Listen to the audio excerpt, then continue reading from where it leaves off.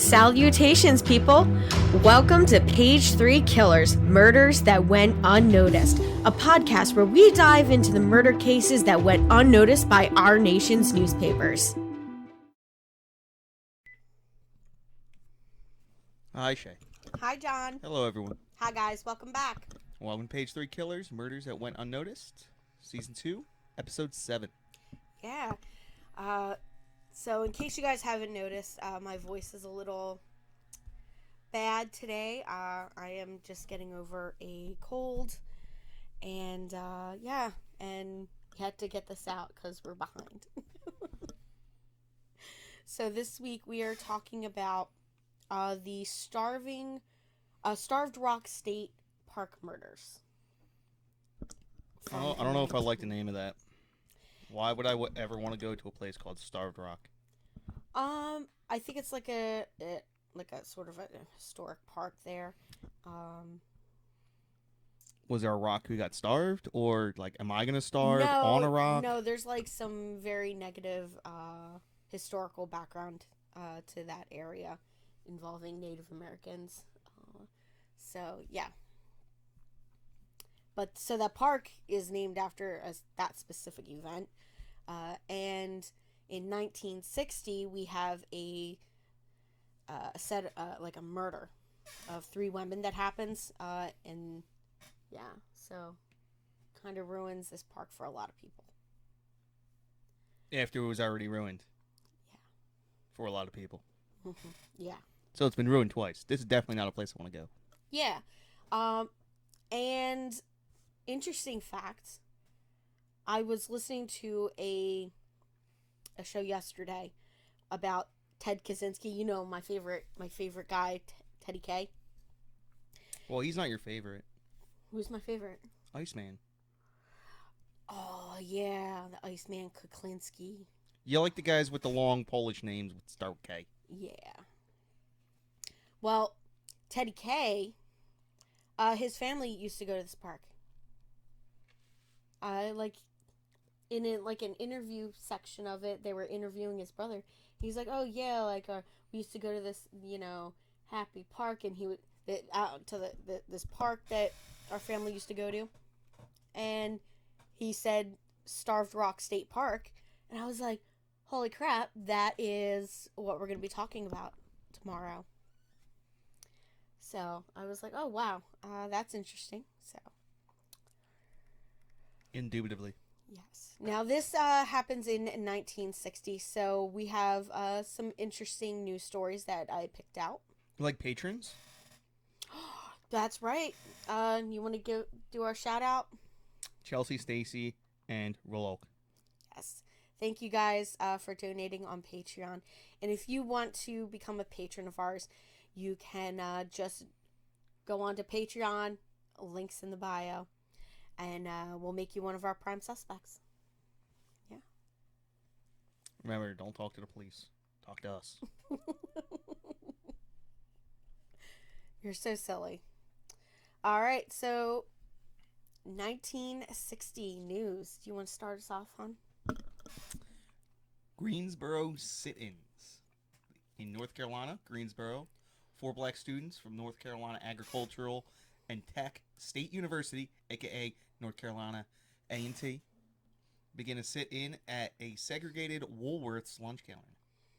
Although they were refused service, they were allowed to stay at the counter, and the event triggered similar nonviolent protests throughout the southern states, and 6 months later, the original 4 protesters were served lunch at the same counter. Oh, wow. Woolworths, for all you people under 600 years old, is kind of like a Boscov's that used to serve food. Was Woolworth's Strawbridge's? I think at some point they probably merged or got bought out.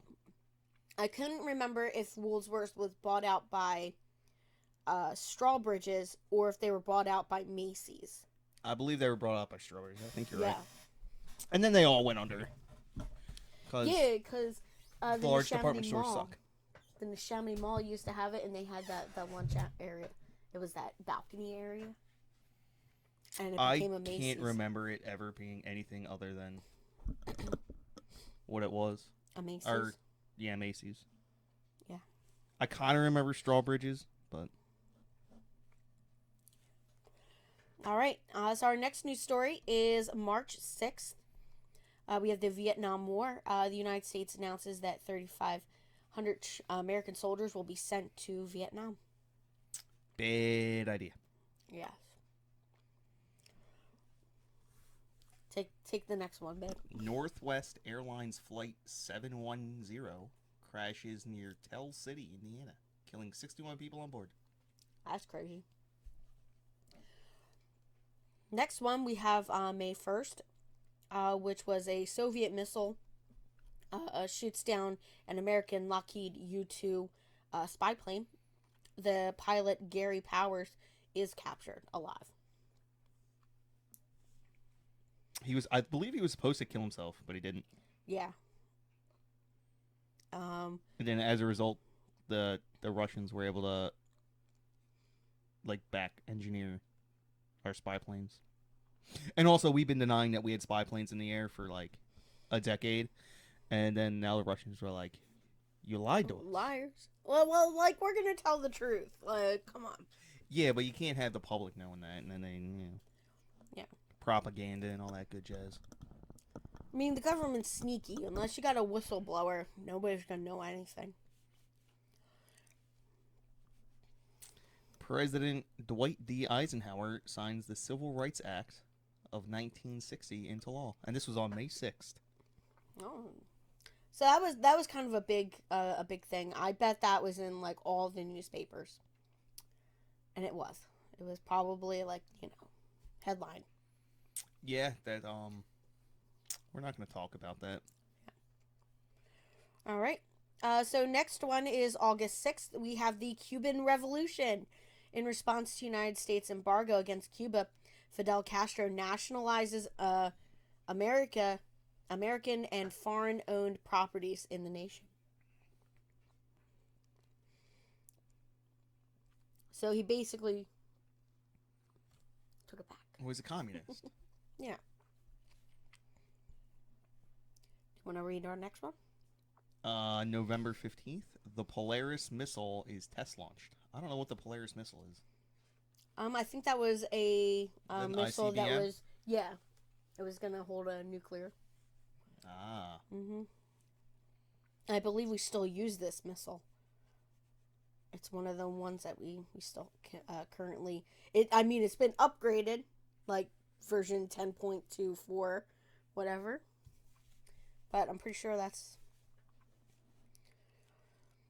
Now, the December 19th, we have a fire that sweeps through the USS Constellation, the largest U.S. Aircraft carrier, while it is under construction at a Brooklyn Navy Yard pier. It kills 50 and injures another 150. I don't know why I don't know about that. Yeah. I don't really mention that one. I wonder why. We always learned about the GW because that had people stored paint in the wrong spot and ended up almost burning down a This carrier. was while it was being constructed, so maybe they only wanted you guys to focus on ones that you guys could actually cause by accident. Well, and then there's the Forrestal. The Forrestal is a really famous one. Yeah. That's the one John McCain was on. When really famous fire where a bunch of firefighting techniques were changed because they were basically putting this chemical onto the fire, and then another group of people was spraying water, wiping away the chemical, and this was all done while guys were shirtless on the flight deck with absolutely no protection against the chemical and or the fire.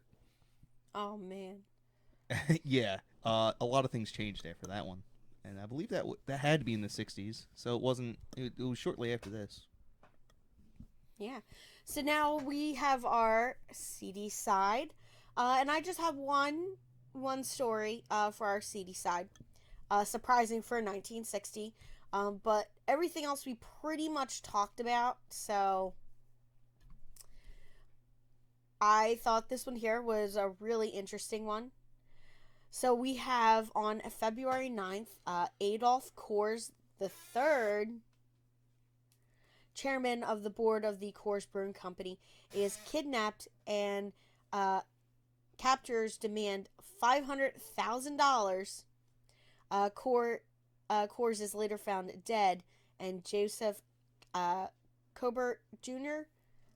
Is indicted for that murder. So that one was like really Did they crazy. get their money? Did they get paid and then kill him?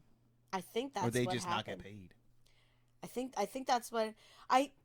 So I remember one about like the one of the grandsons. I believe this is it. The grandson was kidnapped, and they demanded the money. Like it was really, it's a really interesting thing. I would like to look into it more. What do you think? I guess so. Yeah. So now we're gonna get into our case for today. So we have to start off. This takes place in March of 1960. And three women who are the wives of prominent Chicago businessmen take what is supposed to be a 4-day trip to Starved Rock State Park in LaSalle County, Illinois. And that would be Frances Murphy, 47, Mildred Lindquist, 50, and Lillian Odding. Odding, something. And she was also 50. So the three friends attended the Riverside Presbyterian Church together, and they all lived in the Chicago suburb of Riverside, which is 90 miles northeast of the park in question. By all accounts, the women had been excited for a girls' trip. You know, they just spending time with each other and getting away from their everyday lives. Now, Lillian had spent that entire winter so far nursing her husband, who had just suffered a heart attack. So she was taking care of him, and she was looking forward to several days of hiking and bird watching, which is what the friends were planning to do that trip. So exciting. Bird watching. Hey, there's a bird. Hey, there's another bird. Hey, there's another bird. There's a lot of birds. Well, I mean, so... I'm not a bird watcher. I think it's more of, like... It is watching bird identifying. But, yeah, bird identifying. Like, they're trying to, like, check off a species that they've seen, in, like, a little book. I feel like dogs are really good. Bird. Bird. Yeah, but... Bird. Yeah. Although I could say that my uncle's dog was good at spotting squirrels. Better than birds. Squirrel. Cats are really good with birds and squirrels. Have you seen our cat sit at the window and watch birds and squirrels? It's hilarious. It's kind of like how I look at ice cream. Yes. Oh my gosh, that was hilarious. So inside joke. Don't worry about it. We were at an event earlier this week, and they were passing around the dessert, which was ice cream, and John's eyes just lit up and followed every single bowl as it was placed on the table until it finally got to him. We were the last table. And that it was good because you ended up getting extra ice cream because we were the last table.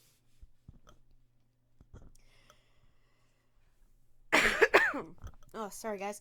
Now, on March 14th, after checking into the Starved Rock Lodge, Frances Murphy had parked her gray station wagon at the inn's parking area. and they all unloaded their luggage. They registered for 2 rooms and dropped off their luggage in their rooms. They then went to the dining room for lunch, and then the three took an afternoon hike through the St. Louis Canyon, which is part of the park. Now, staff members said that they had left wearing rubber galoshes, carrying a camera, and a small pair of binoculars. Now, the path was covered with a light snow, which was common for that time of the year. Eventually, they came to the dead end of the St. Louis Canyon, where steep rock walls frame a majestic frozen waterfall at that time of year, which actually sounds extremely beautiful to me. And if anything, I would want to go see that, but I don't think I will because of this terrible event that happens here. Now, the 3 women were only 1 mile from the lodge, and Lillian was using her friend's camera and snapped several color slides of the canyon. And unsurprisingly, the women never returned back to the lodge that day. See, that would be surprising to me. If that's unsurprising, Yeah. that's a bad place to be. Like, listen, we just have women go missing all the time. It's really not that big of a deal. I mean, here it's like Kensington. If somebody goes into Kensington and just does not come home, it's not surprising because it's Kensington, right? But like a state park like this near a lodge, and you're just like, oh, that would be surprising if they didn't come back. They should have, right? But they ran into somebody, obviously, that meant them harm. So now that evening, George, Lillian's husband, called the room to try to talk to his wife because, he had set up that she was going to call him when they got back. So she had made that promise to him, but she hadn't called him back yet. So he called their room, got no response. He made a couple of calls. And then he decides, you know what, well, I'll just call the front desk. Maybe they're not in their rooms. So he calls the front desk, and the staff on duty said that his wife was not available. And it was surmised that the ladies had gone out somewhere, and that the staff members suggested that she would call in the morning. Now, unconcerned, George went to bed, figuring, that he'd get a call from his wife in the morning. Now, on Tuesday morning, George called the lodge again 2 more times, and the employee who answered told him that the 3 women had been seen at breakfast and were simply out of the lodge at that time. I think he lied. Yeah, I think this person was just like, oh, please, come on. Just wanted to brush it off and make it not a big deal, and because they were probably doing something and they didn't want to be bothered. Now, that night, a late winter storm hit the Illinois Valley. Now, in the St. Louis Canyon, several inches of snow fell and would cover up footprints and bloodstains and other vital pieces of evidence that had not been noticed yet. Now, the snowy conditions continued all night long, making the roads in the park nearly impassable. Now, George telephoned the lodge again on Wednesday, March 16th. Once again, his wife and her friends could not be located. Now, at his insistence, the employees entered the women's room and found that the beds had not been moved. The beds had not been used. Their bags were untouched. So they went out and checked the parking lot for the Murphy station wagon. And it is still sitting in the same parking spot. It hasn't moved. It's covered with snow. So they're like, well, they should be here because the vehicle it hasn't been moved.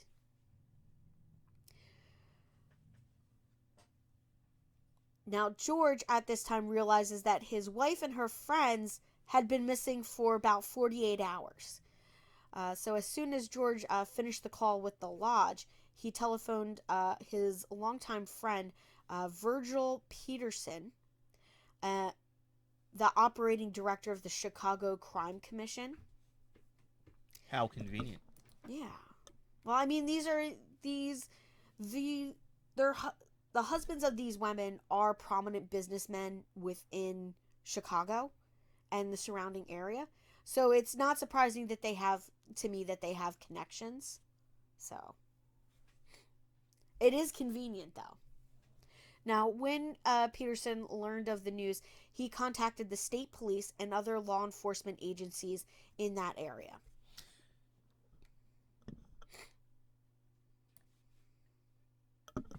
No, nothing. Yeah. Oh, you okay. You sounded like you had something to say, and then you were like, "Oh no, never mind." I did, but then I digress. Okay. Now, within minutes, word of the missing women had reached to the LaSalle County Sheriff's Office, and Sheriff Way Eustace, right? Eustace? Utsi? Eustace? Began organizing search parties to look for the missing women. Now, police organized a search of the park, which led to the discovery of all three women's bodies. Which, warning, guys, we're about to get into, just the crime scene, the state that they were found in. So if you guys don't want to hear that, please check back with us in like five minutes or so. Now, police, so they organize the search. They find the bodies. All three women are bound with twine, partially disrobed, and they are found inside a cave in the canyon. I wonder how they got all three women at the same time. That's tough. Yeah. And my thing is, when we get into the suspect of this, I'm very suspicious of it. I don't think this investigation was carried out the way it should have been, and I think a lot of mistakes were made, and I think they narrowed the suspect pool far too quickly. And I think there had to have been somebody else involved, because I don't think one person could handle three women at one time. I don't see that happening. So I'm suspicious. know, all the complaining and nagging. How could he possibly deal with three women all at one time? One woman's enough. Jeez. Sometimes, babe, I just... You're ridiculous. What? Yeah. Now, the recovering of the bodies from the depths of the canyon was a major undertaking in that snow, because, like I said, there was several inches at this time, so that kind of sucks. Now, the three women had been mutilated and were laying side by side, partially covered with snow.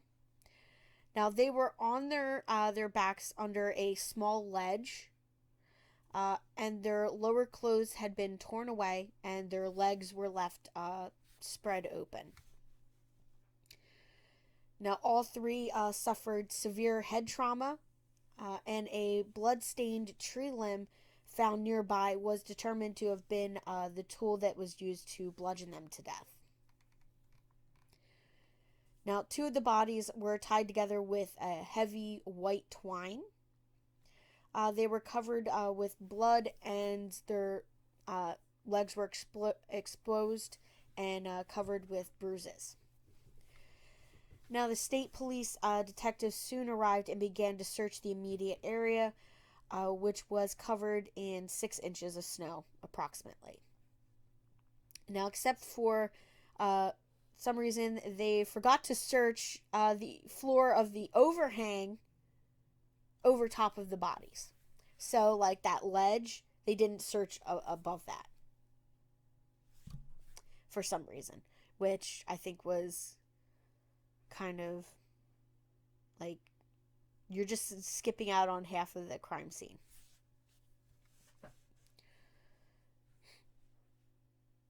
Now, Mrs. Murphy's camera was found about 10 feet from the victims. The leather case of the camera was smeared with blood, and its strap was broken. They also found the binoculars, which were covered, had blood on it. Police speculated that the women had been killed deeper in the canyon, and that their bodies had been dragged and positioned under the rock ledge. A short distance from the bodies, LaSalle County State's Attorney Harland Warren found that frozen tree limb, which was streaked with blood. There's a lot of old timey names in this one. Yes. Now I'm just gonna throw this out there. This state's attorney guy, I get why he inserts himself in this case so much, because it's like he's up for re-election and a couple of other things. But later on, he's going to do some really dumb stuff, I feel. Inappropriate. I shouldn't say dumb. I should say inappropriate. He takes it upon himself to do things that he shouldn't do, which I think should have affected this case more than it did. Now, the snow beneath that tree limb was covered in blood, and it was realized that this was likely the murder weapon. Now, the bodies of the three women were taken to the Hulse funeral home in Ottawa, where they were examined and autopsied. The women had obviously been molested, but due to the weather and the limitations of forensics at that time, they were unable to find any evidence that the women were violated. Now, the doctors were able to determine that at the time of death was shortly after lunch. Now, police were able to dismiss robbery as a motive since there was no money or jewelry missing. How you gonna just waste your time like that? Like, it's there, it's free. Just take it. Now, this is when the investigation sort of, I think, narrows in too much. So they automatically start focusing in on this person that works at the Starving Rock Lodge. So their whole thing was like, oh, well, the lodge is only a mile away from this crime scene, so it has to be somebody from there, right? So they go and check in there. There's one guy who's got a criminal record from when he was a kid, all right? So he was like 12 years old at the time, and he was brought in for having sex with another minor who was 8 years old at the time. So, yeah. So they were like, oh, well, let's look at this guy, because that's a sexual crime. So they start focusing on Chester Wager. And some pronounce it Uyghur, others pronounce it Wager. So I'm going to go with Chester Wager on this one. Now, he was a 21-year-old dishwasher at the lodge. And at the time, he was married with 2 small children. And he was one of the men interviewed by the Illinois State Police following the discovery of our victims. Now, several employees at the lodge told investigators that the day after the women disappeared, he had come to work with scratches on his face. Chester was questioned extensively in the weeks following the murders, and was administered a lie detector test on 3 separate occasions, which sounded like he passed. I don't know if I don't trust 2022 lie detector tests. I certainly don't trust 1960 lie detector tests. Yeah, like a lie detector tests only are useful in one thing, is breaking somebody by making them think that this machine can somehow determine whether they are lying or telling the truth. All it does is read your heart rate. If you're a bad test taker, you're not going to pass a lie detector. There's just no way. But I Or if you're wonder, just socially awkward, you don't like social situations. yeah, like I wonder if you could like fool the Yeah, fool it you by can fool taking it. like some heart blood pressure medication prior Yeah, to going in. that's Like, why it's not admissible in court. yeah.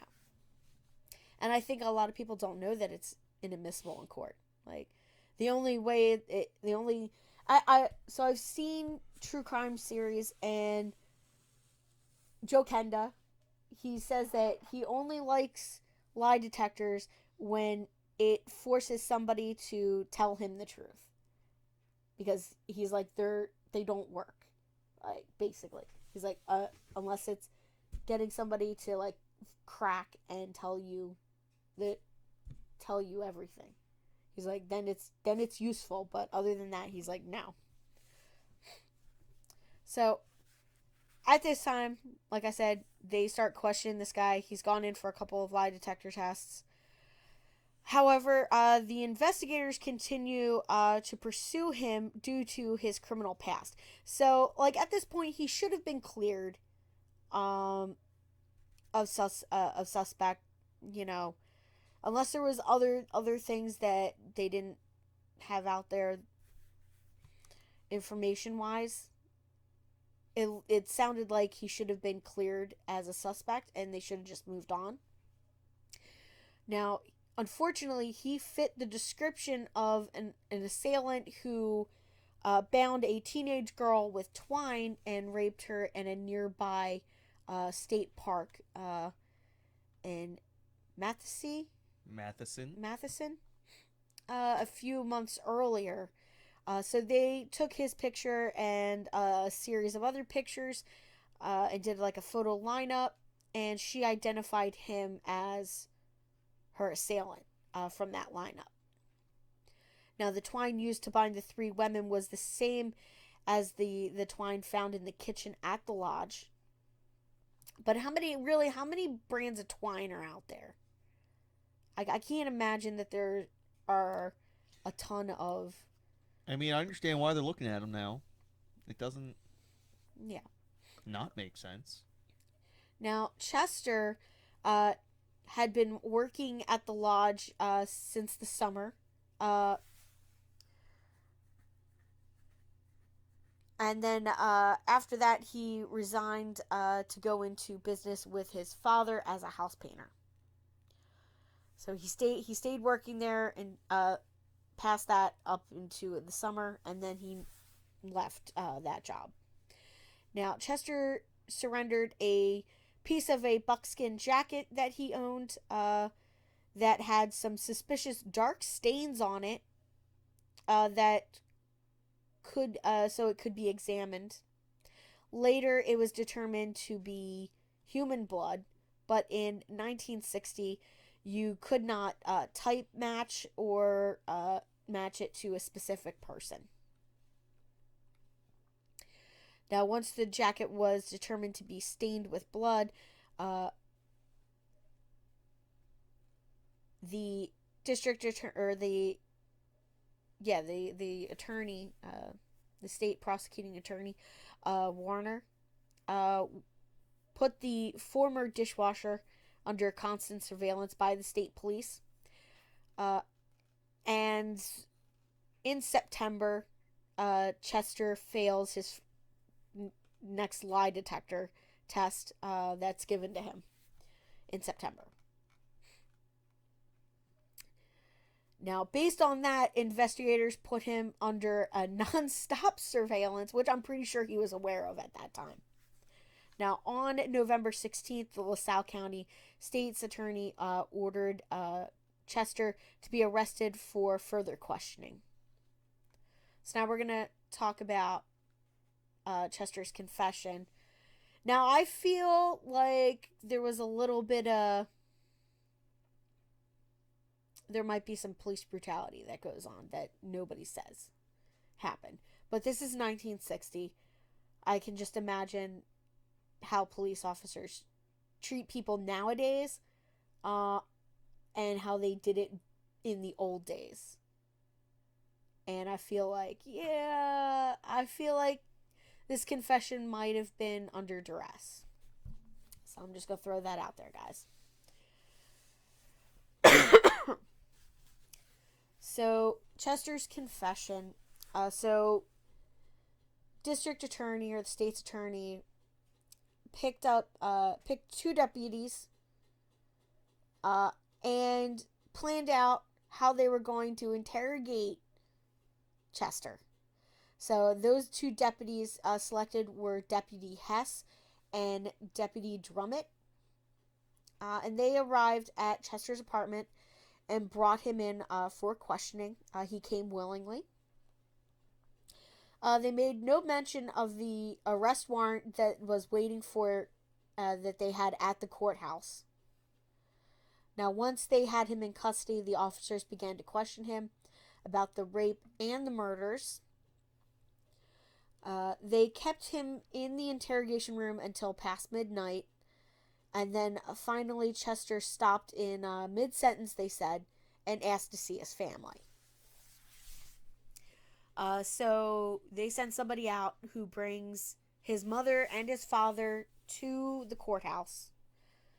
Now, Drummett and Hess gave them a few minutes alone with their son. And this is an official statement that was taken the following day. And this is Deputy Hess's statement.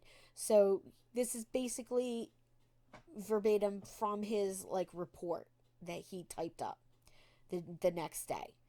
So he says, when Bill stepped out of the back room in the state's attorney's office to show Mr. and Mrs. Wager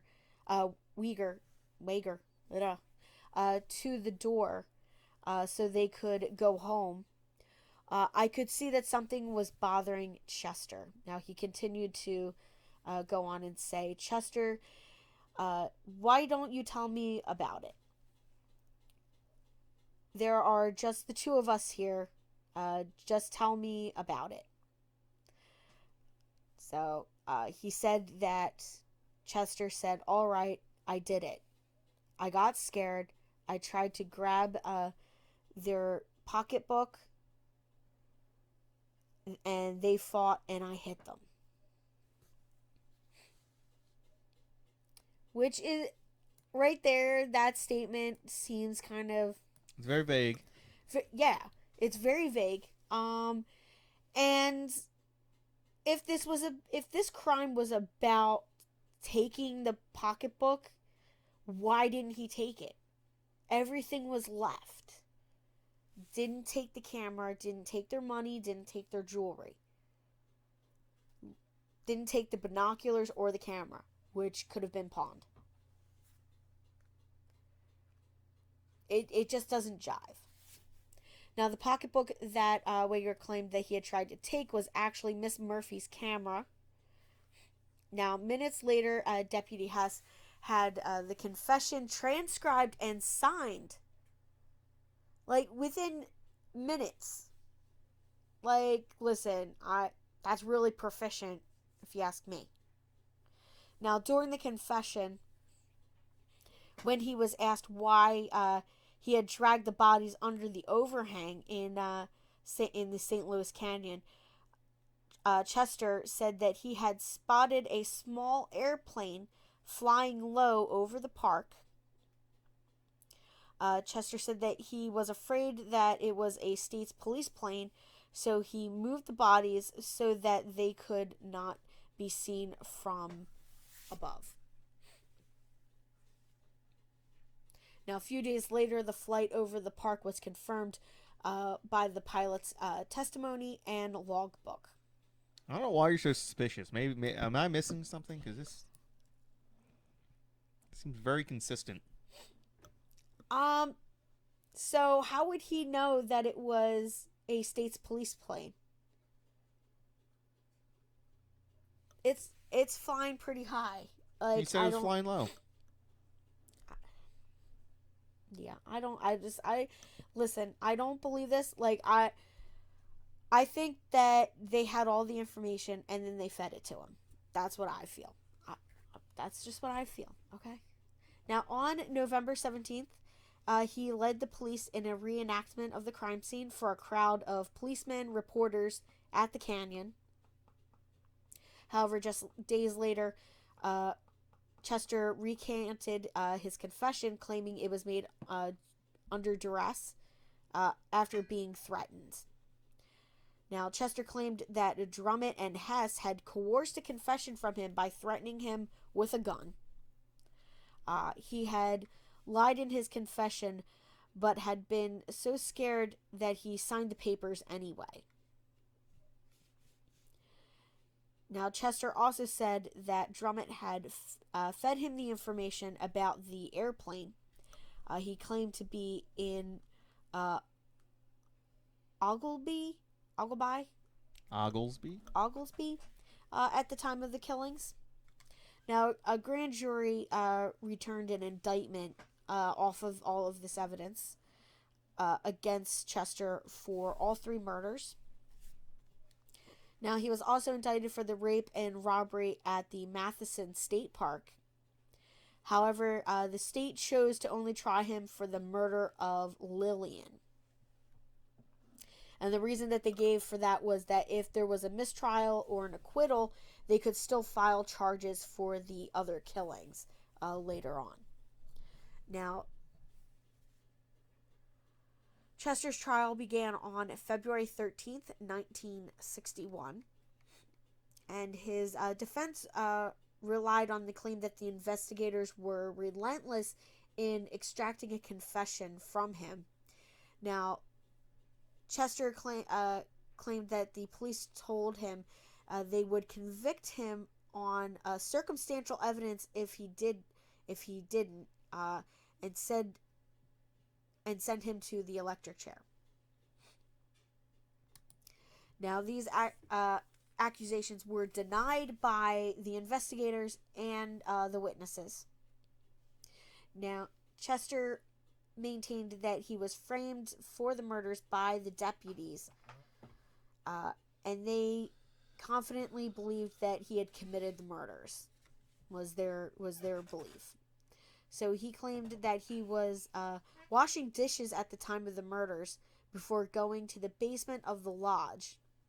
And he said that the scratches seen on his face in the days after the murders were from shaving.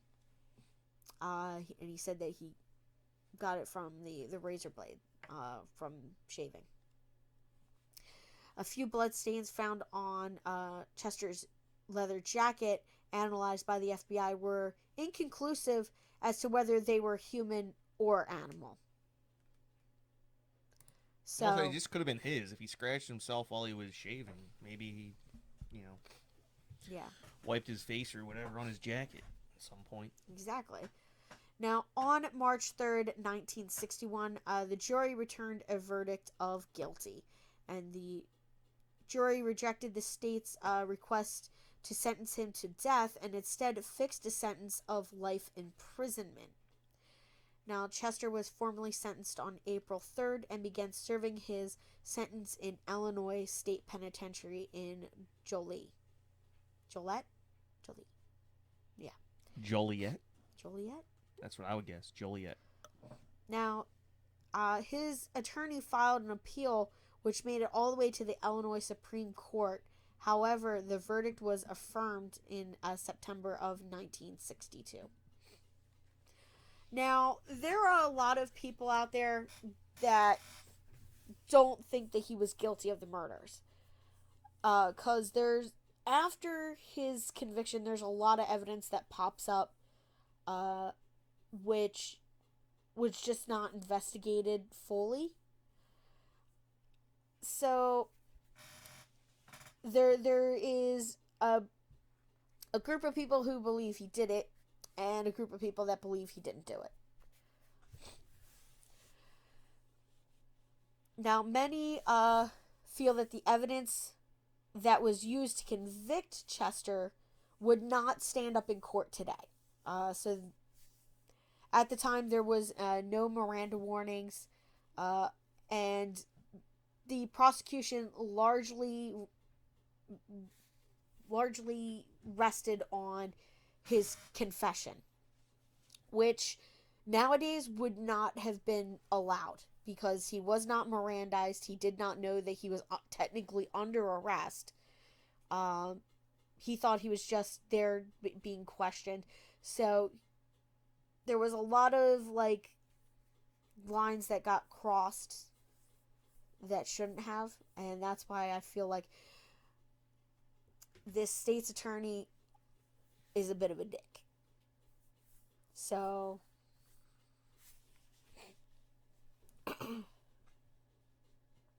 now some questioned how a small man like Chester could have overpowered three middle-aged women and moved their bodies all by himself.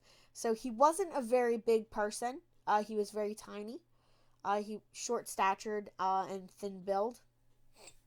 Now, others point to a deathbed confession that allegedly occurred in 1982 and or 1983. And this was actually taken down by a Chicago police sergeant named Mark Gibson, who submitted an affidavit in 2006 recounting this confession. No, I don't believe it. Now, in the affidavit, Gibson stated that he and his partner, who is now deceased, were called to Rush Street's Rush St. Luke's Presbyterian Hospital to see a terminally ill patient who wanted to clear her conscience.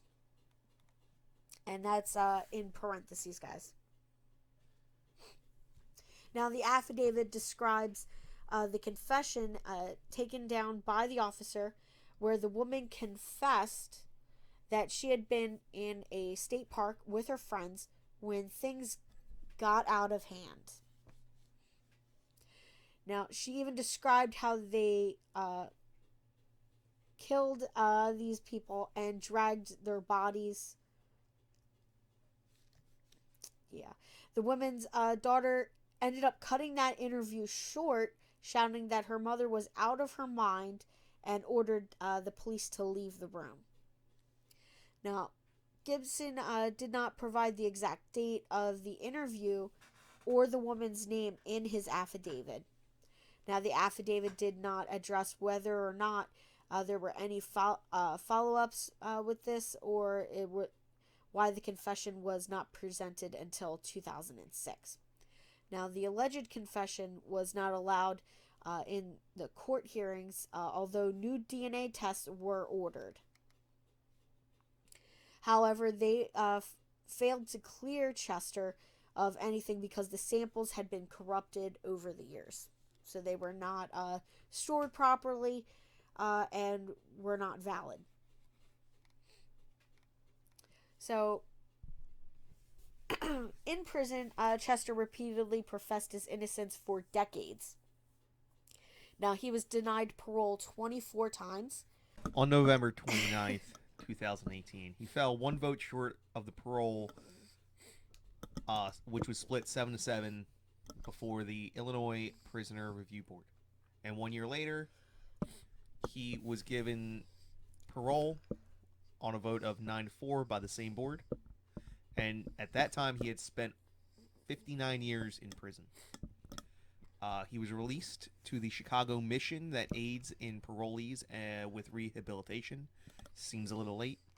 And they delayed his release 90 days because the Illinois Attorney General sought an evaluation of Chester under the state's Sexually Violent Persons Commitment Act. And he was finally released in 2020, February 21st. Yeah.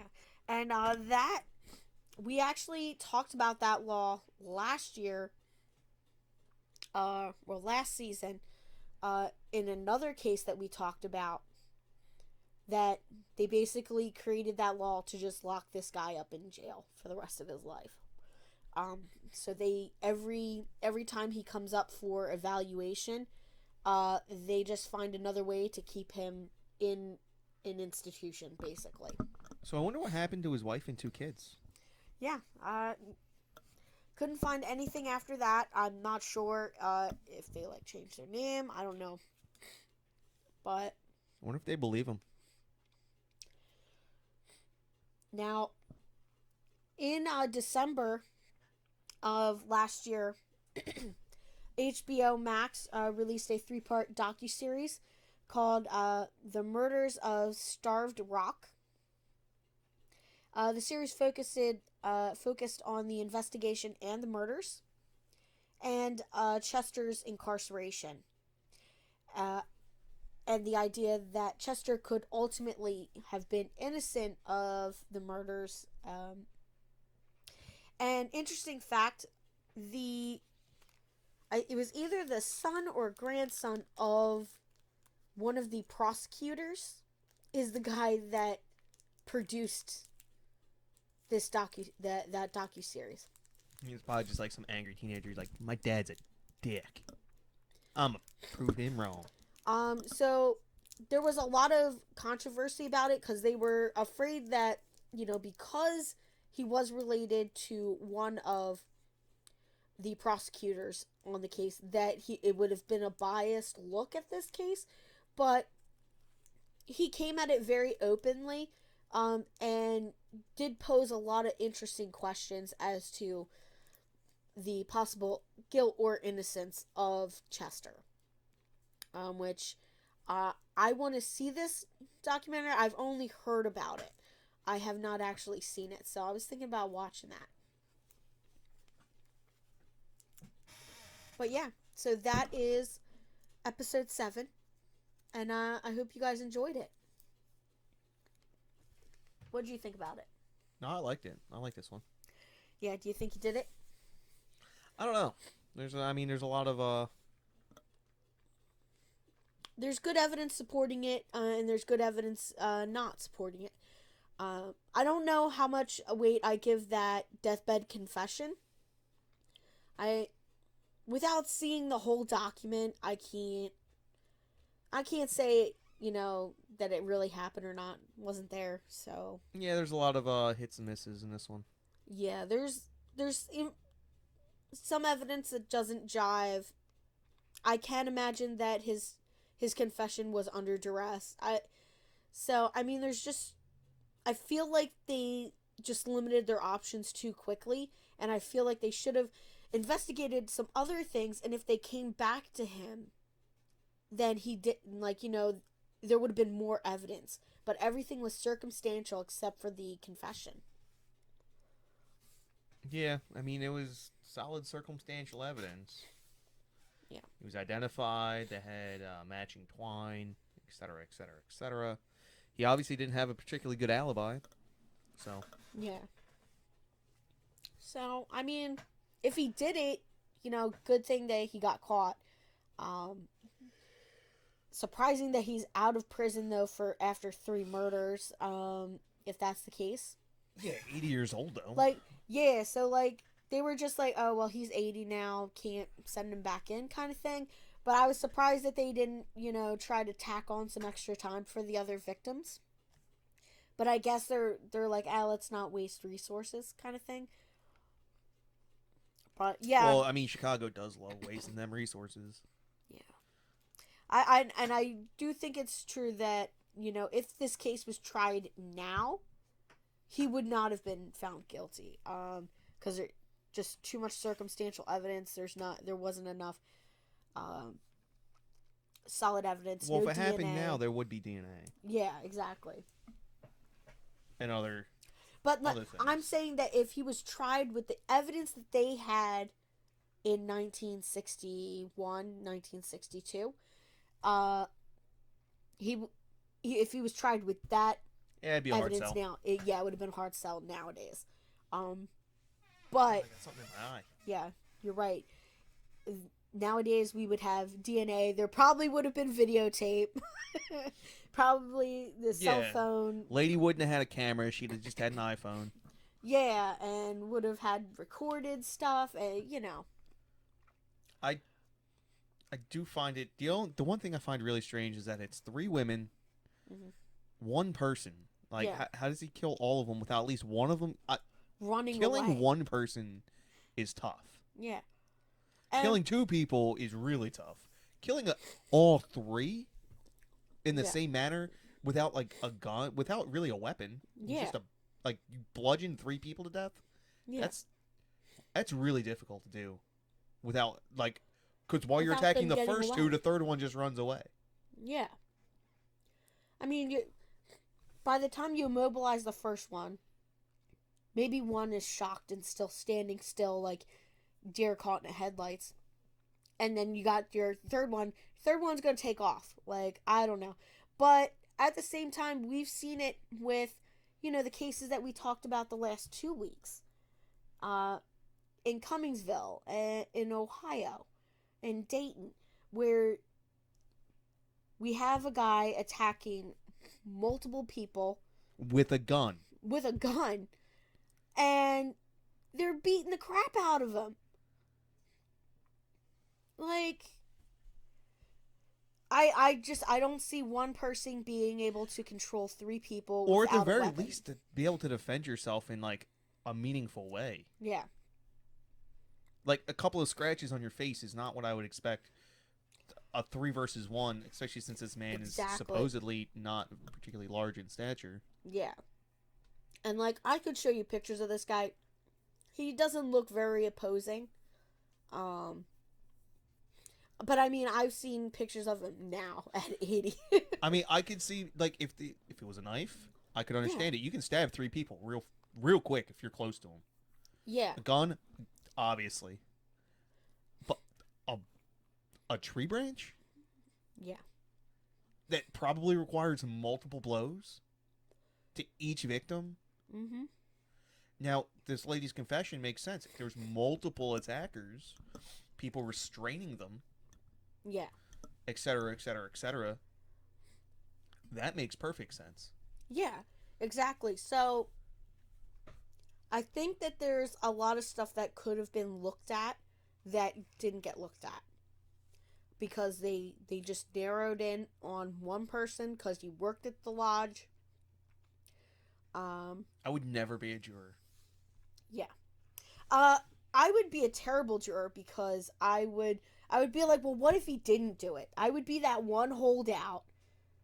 I would be Jimmy Stewart in Yeah. 12 Angry Men. Just like, well, what if this happened? What if this happened? Yeah. This seems suspicious. That seems like a reasonable doubt. Yeah. So, I mean, this case is really interesting from that standpoint. I thought it was pretty cool. And the whole reason why I found it was I was just looking up state by state. I was looking for, convicted killers and stuff like that. And then I was looking at their cases. And I actually came across his name on a list. And it was like guilty or innocent. And I was like, this seems interesting. So I looked at it and presented it to you guys. And now you guys can decide for yourselves. Don't do that to her. No. John, no. In case you guys didn't know, Kitty just came in. Come here, babies.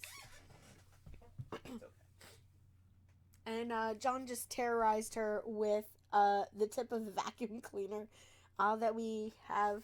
She hates the vacuum. Yeah, she hates it. It makes too much noise. I would like to bring her on and show her off. No. Yeah. Maybe one of these days, guys, I'll get you guys a video of Pandora Potts, our kitty cat. So we thank you guys for tuning in and listening to this episode. We hope you guys enjoyed it. And I hope that me being sick doesn't take away too much from your enjoyment of today's episode. And in case you guys didn't notice, my hair is... Yeah, all the podcast listeners noticed your hair. all of our YouTube watchers will see it. I got my hair done, and it is pink and orange, and it's super cute. And I got like a little bob cut. Anyway, bye. Bye, guys. See you next week.